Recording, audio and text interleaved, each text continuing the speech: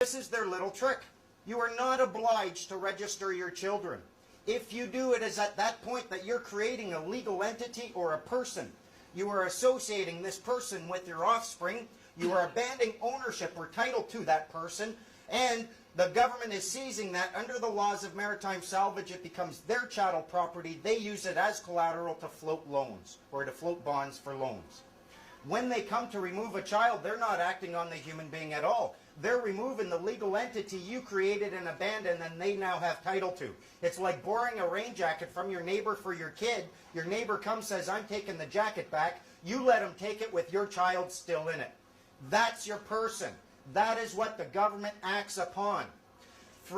Since then, I've deconstructed a whole lot of acts, and I'm going to tell you a little bit about your person. Next slide, please. What I found in my research, a human being and a person are not the same thing. We've been led to believe that they are, but they're not. In Black's Law Dictionary, you'll find a definition of a person, and it says, a human being is not a person because he is a human being, but because rights and duties have been ascribed to him. Specifically, the person is that legal subject or substance of which the rights and duties are attributes. But not all human beings are persons, as was the case in Old England when there were slaves. You are not a person, you have a person. If you never know that this person exists, if the government is acting upon it and you are unaware of its existence, you're a slave to your own ignorance.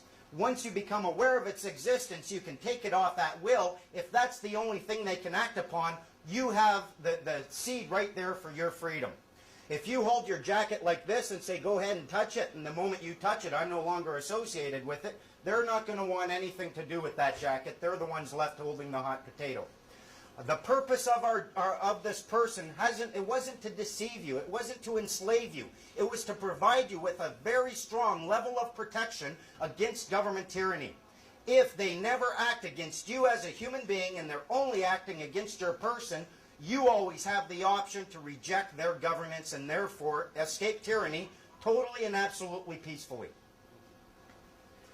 The purpose of the person, it is for your benefit. You, as a human being, do not exist for the benefit of your legal fiction. Your legal fiction is there for you. Just like a rain jacket is there for you. And if you're in the rain, it's a good thing. If, however, it's a sunny day or you're in a lake, water up to your neck, it's something you want to remove lest it's going to harm or hamper you. The same is true with your persons. I think they kind of hoodwinked us. They created a situation when they got rid of slaves. They said, okay, everyone can be persons.